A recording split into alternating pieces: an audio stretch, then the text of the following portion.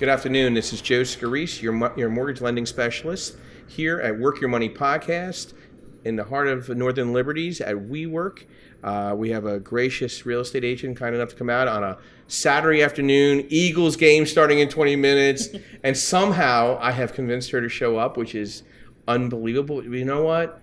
She loves what she does, and that's what the difference is. I have Desarrie McDuffie from Coldwell Banker in Center City, and we're going to talk about how she has accomplished her personal business over the past decade, which is lovely to know that she's been in the business that long. Last time I saw her was about 4 years ago, and I was doing a small tour of Point Breeze. Yes. And it's already come and gone, that whole renaissance, I think, or still going. They're going all the way up to Mantua. But it was nice to see her then because we were only Facebook friends at that point. Yes. And it was nice to sometimes just meet somebody in person, and they're as nice online as they are in person, and that was Desarrie. And we were hanging out in front of a bakery, and she helped me not go into the bakery and eat any fattening food, which is very important in my diet plan. Yeah, we were just talking. We're just like, don't look to our left, don't look to our left. And we had a wonderful tour, and we got a little exercise walking around Point Breeze, and we learned a lot just being there and seeing things on a Saturday morning. Desarrie, so, I haven't seen you in a couple of years. Mm-hmm. I see that you're very active online. Thank you. You're not shy, so that's good. Thank you. And how was 17? For you, where was your business? Like meaning like what type of properties? How did you attract that type of business? Is there a few things that you've tweaked to go into the 18 market for yourself to really kind of capture that business that you might, hey man, I could have done this and I could have got this. Mm-hmm. So where do you see yourself from 17 and going into 18 right now? Okay. Ironically, 2017 was actually my biggest year in real estate. So congratulations. Yes, I'm pretty sure it may have been for a lot of other agents as well, with the market being so great. Yep, robust. But I was really, really excited about what I was able to accomplish in 2017. Mm-hmm. So moving forward in 2018, I actually took on a coach, Mike Ferry coaching. So my coach is pushing me to focus more on listings. Okay. As opposed to just buyers. Most of my business is first-time home buyers, which Mm-hmm. I absolutely love. That's actually has been the foundation of my business. Mm-hmm. But my coach is pushing me in another direction. So well, the phone rings. If you're listing a property, you get the first call. Exactly. Mm-hmm. And we talk about foundation. I'm going to pick some words out of the things you're saying. Mm-hmm. Has the foundation come from family and friends? Has it come from external networking with technology, social media? Mm-hmm. I mean, where have you seen that second or third referral come from, where you established that first referral, Mm-hmm. completed, Mm-hmm. thank you, get good ratings, but where did you see that? Family, friends, inbound traffic technology? Most of my business is obviously referral based, but a lot of it comes from technology, Facebook. Okay. With I think my name, Desarrie Real Estate Diva McDuffie on Facebook. Yeah. That helps, and I get a lot of inboxes from people asking me, whether or not I would be able to help them either buy or sell. And it's obviously all in the response, right? I mean, yeah. Quick, to the point. Hey, do you want to chat on the phone? Mm-hmm. To get some clarity. Mm-hmm. I would imagine that's important. Mm-hmm. And then becoming a listing agent. I mean, let's be honest. If you get a good listing in Fishtown or Northern Liberties or certain like Pennsport, Mm-hmm. in South Philly or West Philly, let's pick a neighborhood that Cedar Park, and if it's priced to sell, it's going to be gone in 3 days. Oh yeah. To be honest with you, I am completely wiped out of listings now because everything's just going. The moment you put it on the market, it's under contract in less than a week. Well, inventory hasn't changed. Yeah. Right? I mean, we thought, hey, okay, we hit Christmas. People are going to slow down. I think we have an inventory shortage. I think because we're in such a triangle. New York, Philly, D.C., and if Elon Musk has his way, we're going to have a tunnel going right through us. So, and we're going to all be one big happy metropolis, real soon. What are a couple neighborhoods? Let's pick, both sides of Philadelphia. That's not focused on one. When I say, hey, listen, I'm an investor. I want to buy a home. I want to maybe lease option it to somebody. I want to hold it for a couple of years, watch the market kind of move along. I don't want to buy in the highest price market and buy high. I want to buy in a comfortable place where I would live. Mm-hmm. Okay. Is there a strong CDC there, a strong RCO? You know, maybe some slight changes to the kitchen and the bathrooms, but overall good neighborhood where you feel, hey, listen, I'm not putting you in a bad place. Mm-hmm. You're going to come back to me and say, hey, listen, thank you. Mm-hmm. Get me another type of thing. Mm-hmm. So what's a couple of neighborhoods you see in 18 that are going to be on the rise for listings and potential, you know, quicker sales in some other neighborhood? So what are 2 or 3 that come to mind? Well, obviously, the first neighborhood that comes to my mind is Point Breeze. Okay.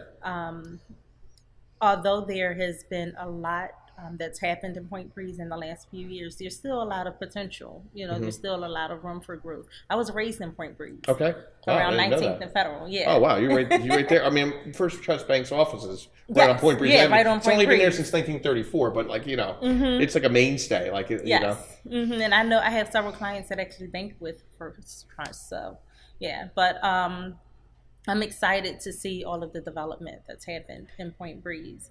And I think that the boundaries are just shifting, because I remember when no one would even go into Point Breeze. It was about 2009. In 2010, I had a listing in Point Breeze, new construction, and it was one of the hardest sales of my career at that time, because no one would go south of south of Washington Avenue. And then I recalled an article basically encouraging people to invest there, and I couldn't get anyone to invest there at that time. And now all of a sudden, boom, you know, we're selling new construction properties for $400,000 or $500,000 over there now.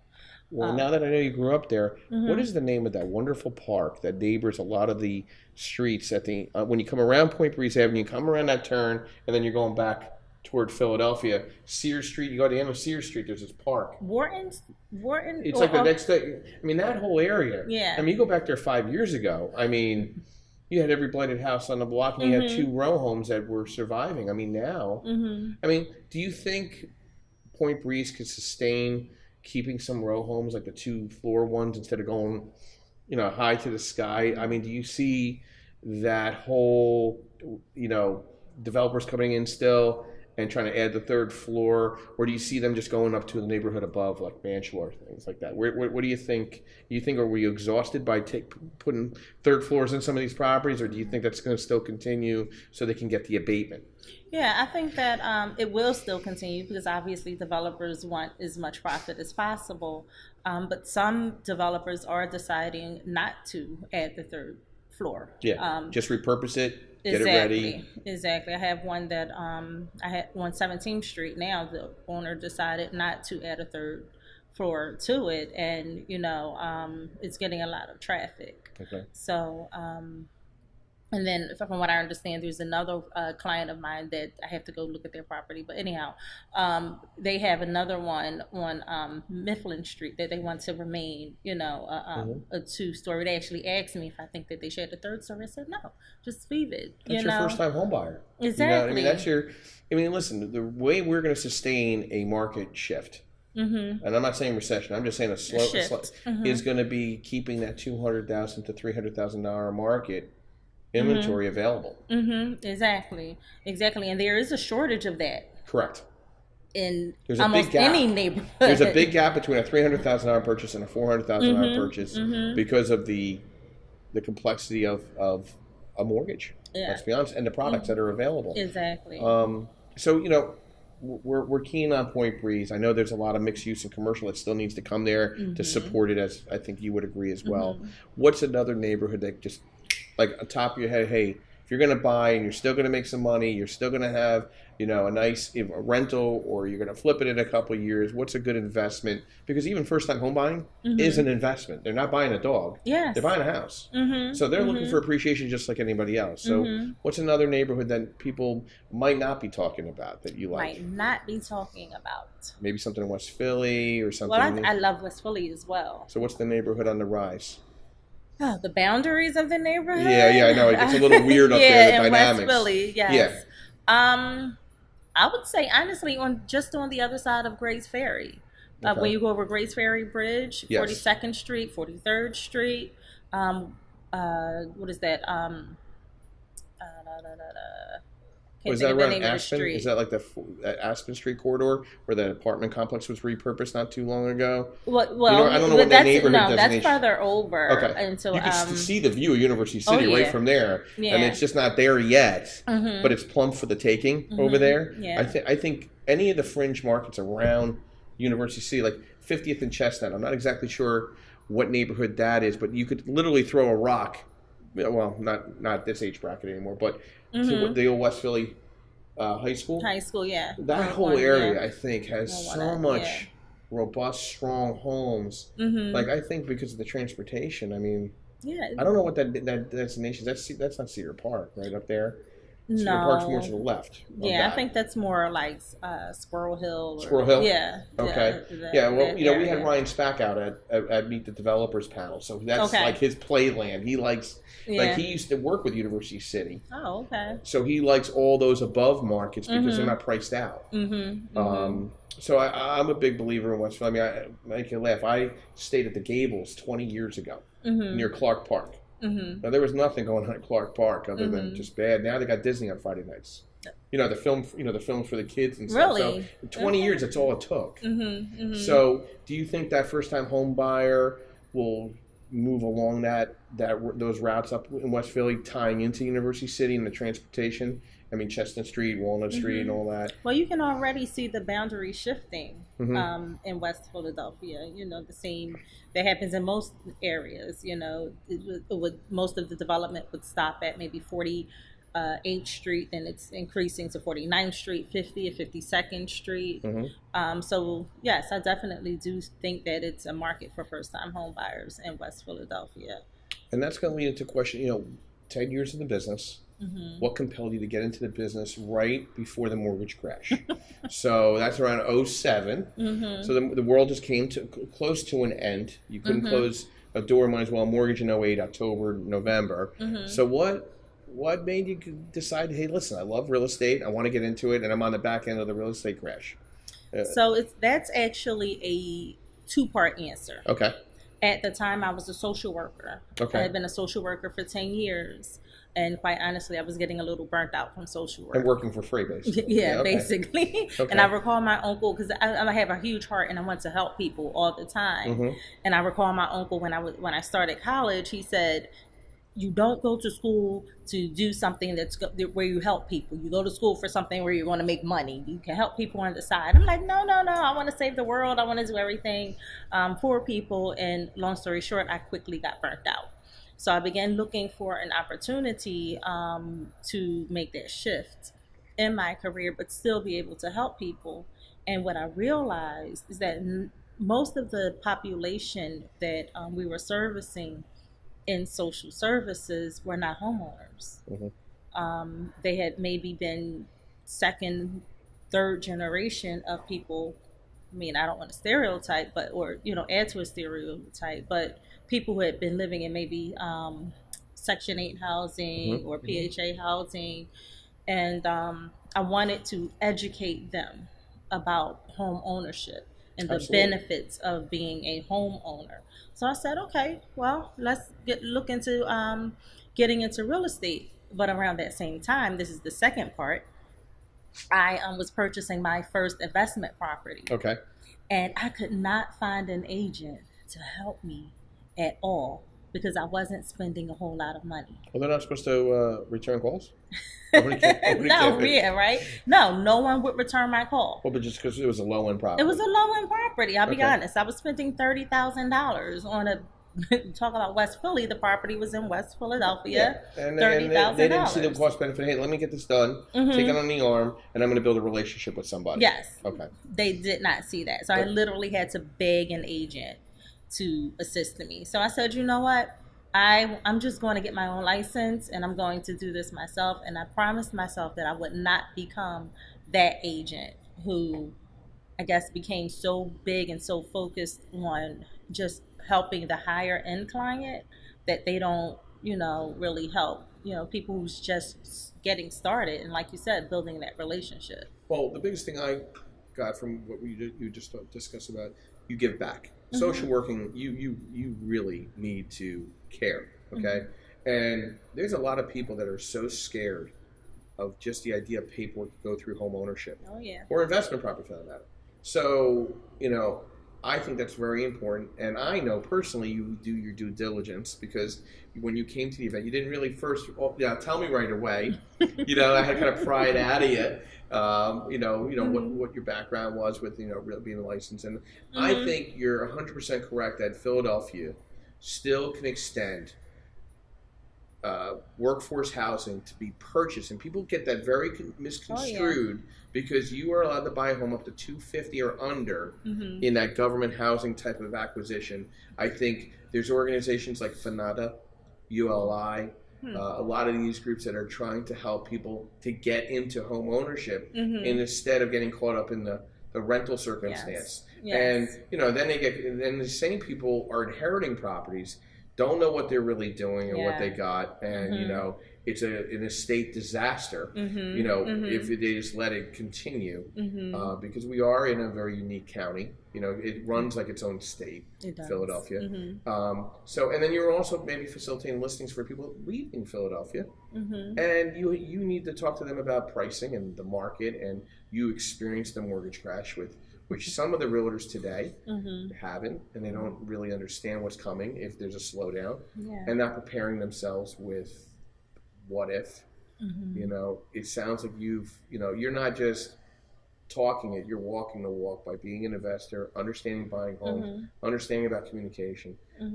What's the biggest tip that you want to give to a first-time home buyer going into the 18 market, which is going to be not as busy as 2017, close, but it's definitely going to be a different rate, different circumstances, just because of the inventory too. What's the biggest tip you can give a first-time home buyer? You meet them, you sit down with them, you get to know them, they get comfortable, they're ready to go look at 10 properties with you the following Saturday. But what's the first tip that you give them to walk away to think about? Their budget, A realistic budget. A realistic budget. Okay. What I'm seeing is that a lot of lenders are giving people homes again that they may not be able to afford, in the long run, over a long period of time. If something happens, I'm seeing some adjustable rate mortgages again. That's great.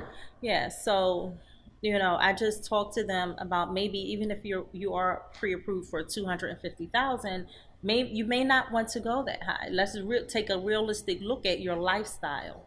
Correct. Because you don't want to be house poor. That is spot on. And somebody that is a lender, I try to keep people at 43%, and that's 43% debt to income. Because if you set expectations that they can go up to 50%, they're going to try to go to 55%. So if you set them at 43, they may hopefully only go up to 45%, and you still got a great loan in hand, and you're not upsetting the entire cycle of professionals that thus go into closing a transaction. Yeah. And I'm sure you've run into that. I was approved for 250, but I think I could stretch it to 270. You can't think. You got to know. Yes. Okay. And over the decade that you've been in this business, do you feel Philadelphia County is one of those markets where you can assemble a power team, a reliable power team? People that are going to follow, the inspector, the button-up guy, gal, or all the different facets of a pizza of professional services. Have you found it gotten harder because of the busier market? Are you finding it easier, or do you feel that you really, it's like trial by error type of thing? Being in the business, you'll get past some of the mistakes hopefully, and have your team. What's your feeling on the power team here in Philadelphia? I'm still working on developing my power team. Okay. To be honest with you, I do have several go-to lenders, but I'm finding, like you said, the market is good now. So people are not following up as quickly as I would like them to. I don't want to lose a potential client because a lender is taking 2 and 3 days to call. Yeah, it happens. Yeah, like, hello. Oh my goodness. Yeah. So, to call a potential client back. So, I have several good ones, but it still happens. Yeah. Or, maybe someone isn't ready right now, but, 2 months from now, they're ready. Lender, I need you to follow up, and 2 months or so, I'm following up. I need you to follow up as well, or even with home inspection companies. It's hard. That was going to be my big question to you. Do you feel they're providing doom and gloom? Or do you feel that they're, I mean, this is on the listing side and the buy side. You're trying to move over to the, I appreciate that you're training with Mike Ferry Services, so I'm a big fan of that. So let's talk about it. I mean, is that killing both sides of your world? Listen, I just had a beautiful property under contract with a stand-up developer who completely stands behind his product, gives a warranty, and that transaction fell apart because of something the inspector said. And I've been selling this developer's property since about 2012. Not one client has ever had a problem. But, this particular inspector, just had, wanted them. And I'm an investor, as you know, okay? So I've sold houses in the past, and what I offer is a pre-inspection. I use my power team inspector. We get the inspection, and we fix everything that's in that inspection. I then also offer a home service warranty.